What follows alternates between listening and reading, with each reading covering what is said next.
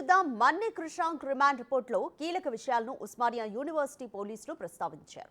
కృషాంక్ పై 2011 నుంచి ఇప్పటి వరకు 14 కేసులు నమోదయ్యాయి. ఉద్దేశపూర్వకంగానే ఉస్మానియా హాస్టల్ ని మూసివేస్తున్నట్లు యూనివర్సిటీ ప్రకటనను ఎక్స్లో మార్చి కృషాంక్ పోస్టులు పెట్టాడని తెలిపారు. ముఖ్యమంత్రి రేవంత్ రెడ్డి ఉస్మానియా హాస్టల్స్ ని మూసివేస్తున్నట్లు ఎక్స్లో కృషాంక్ ఫోర్జరీ పోస్ట్ చేశారని రిమాండ్ రిపోర్ట్లో పొందుపరిచారు. ఉద్దేశపూర్వకంగానే హాస్టల్ ని మూసివేస్తున్నట్లుగా యూనివర్సిటీ పాత కాపీని ఫోర్జరీ చేశారన్నారు. సోషల్ మీడియాలో యాక్టివ్ గా ఉండే మన్నే కృషాంక్ రాజకీయ పార్టీల మధ్య విభేదాలకు కారణమయ్యే ప్రకటనలు పెడుతుంటారని, అలాంటి వ్యక్తి పార్లమెంటు ఎన్నికల వేళ రాజకీయ పార్టీల మధ్య గొడవలు సృష్టించే అవకాశం ఉందన్నారు. మన్నేతో పాటు నాగేందర్ను రిమాండ్ కు పంపించారు. కోర్టు వారిద్దరికి 14 రోజుల రిమాండ్ విధించడంతో చెంచల్గూడ జైలుకు తరలించారు.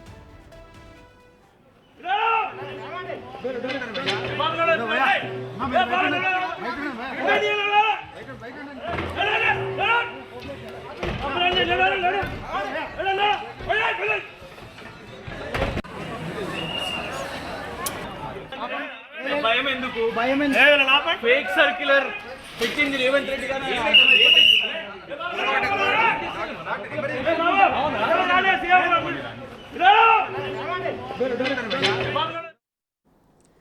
మోర్ డీటెయిల్స్ మా ప్రతినిధి రాణా అందిస్తారు. రాణా, కృషాంక్ అలాగే నాగేందర్ విషయంలో ఫర్దర్ గా యాక్షన్స్ ఏ విధంగా ఉండబోతున్నాయి? ఇటీవల కాలంలో సోషల్ మీడియాలో ఒక పార్టీని ఉద్దేశిస్తూ వ్యతిరేక పోస్టు పెట్టడమే కాకుండా మొన్న ఉస్మానియా యూనివర్సిటీ హాస్టల్లో జారీ చేసినటువంటి సర్కిల్ కూడా మార్పు చేసి అతను ఇతర గ్రూపుల్లో వేయడమే కాకుండా దాన్ని మిస్లీడ్ చేశారు. ఉస్మానియా యూనివర్సిటీలో అక్కడ అగాధాలకు కారణమయ్యేలా కూడా అతను వ్యవహరించారంటూ కూడా ఇతనిపై ఇప్పటికే కృషాంక్ పై అనేక సెక్షన్స్ కింద కేసులు బుక్ చేశారు. ఆల్రెడీ ఇప్పుడు 14 రోజుల రిమాండ్ నిమిత్తం కూడా చెంచల్గూడకు వెళ్ళిన నేపథ్యం కనపడుతుంది. దాదాపు చాలా సెక్షన్స్ కిందనే అతని పైన పెట్టినటువంటి నేపథ్యం కనపడుతుంది. ఇప్పటి వరకు కృషాంక్ పై 2011 నుంచి 14 కేసులు ఉన్నాయంటూ కూడా పోలీసులు రిమాండ్ రిపోర్ట్ లో కూడా వారు ప్రస్తావించారు. కావాలనే ఉస్మానియా హాస్పిటల్ మూసివేసినట్లు ఆయన ట్విట్టర్ లో పెట్టాడు. ఇదంతా కూడా మార్పు చేశారు. దీనివల్ల కూడా ఉస్మానియా యూనివర్సిటీలో ఒక అలజడి అనేది స్టార్ట్ అయింది. విద్యార్థులందరూ కూడా అందరూ ధర్నాలు చేయడానికి, ఉద్యమాలు చేయడానికి కూడా రెడీ అయిపోయాడు. వీళ్ళకందరినీ ప్రేరేపించింది మాత్రం కృషాంకే అంటూ కూడా పోలీసులు అందులో పెట్టినటువంటి పరిస్థితి. దాంతో పాటు ఈ బయట ఉండే ఇప్పటి వరకు పార్లమెంట్ ఎలక్షన్స్ ఉన్నాయి కాబట్టి రాజకీయ పార్టీల మధ్య గొడవలు సృష్టించే అవకాశం కూడా ఎక్కువ ఉంది. ఆయన కామెంట్స్ కూడా, ఆయన వ్యవహార శైలి కూడా ఇటీవల కాలంలో అలాగే ఉంది.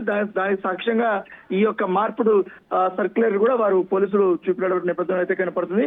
కంపల్సరీ అతని పైన చర్యలు తీసుకోవాలంటూ కూడా వారు రిమాండ్ రిపోర్ట్ లో అనేక కీలకమైనటువంటి అంశాలను కూడా వారు ప్రస్తావించినటువంటి నేపథ్యం అయితే కనపడుతుంది. ఎందుకంటే ఎప్పుడైతే ఉస్మానియా హాస్టల్లో ఈ పవర్ సప్లై కానీ అలాగే ఫుడ్ ఉండదు అనేది కూడా వారు దాన్ని మిస్యూజ్ చేశారు. దాన్ని పెద్ద ఎత్తున కూడా రాష్ట్రం అంతా కూడా దాన్ని సర్క్యులేట్ చేశారు. దానివల్ల పెద్ద ఎత్తున కాంగ్రెస్ పార్టీ మీద నెగిటివ్ కామెంట్స్ ను కూడా బీఆర్ఎస్ పార్టీ సోషల్ మీడియాలో వారు చేయించారు. లాస్ట్ కి ఇటు డిప్యూటీ సీఎం స్పందించారు, రాష్ట్ర ముఖ్యమంత్రి కూడా స్పందించారు. ఈ నేపథ్యంలో ఉస్మానియా అధికారులు సైతం వారు సర్క్యులర్ జారీ చేసిన సర్క్యులర్ కి మన్నే ఎవరైతే కృషాంక్ తాను సర్క్యులేట్ చేస్తున్నటువంటి సర్క్యులర్ ని 2 బేరేజ్ చేసుకున్న తర్వాత ఇది ఫోర్జరీ చేశారంటూ కూడా వాళ్ళు గ్రహించారు. దాని నేపథ్యంలోనే పోలీసులకి వారు ఉస్మానియా పోలీసులకి వారు కంప్లైంట్ ఇచ్చారు. కంప్లైంట్ ఇచ్చిన తర్వాత కృషాంక్ నిన్న అదుపులోకి తీసుకున్నటువంటి నేపథ్యం అయితే కనపడుతుంది. దాంతో పాటు ఇప్పటి వరకు ఐపీసీ 466, 468, 469, 505, 1C కేసు కింద నమోదు చేసినటువంటి నేపథ్యం. 2011 నుంచి కూడా కృషాంక్ పై 14 వరకు కేసులు నమోదయ్యాయి. అవి వేటికి సంబంధించినగా ఉన్నాయి? హిస్టరీ ఏ విధంగా ఉంది?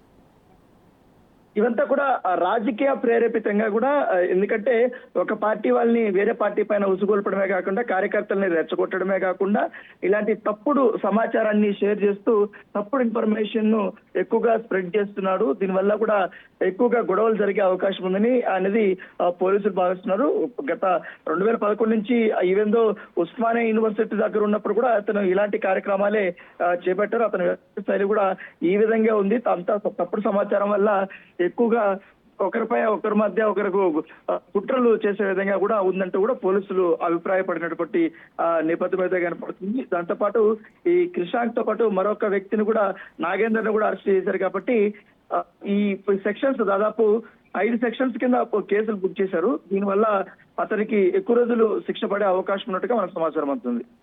Thanks for the live update Rana.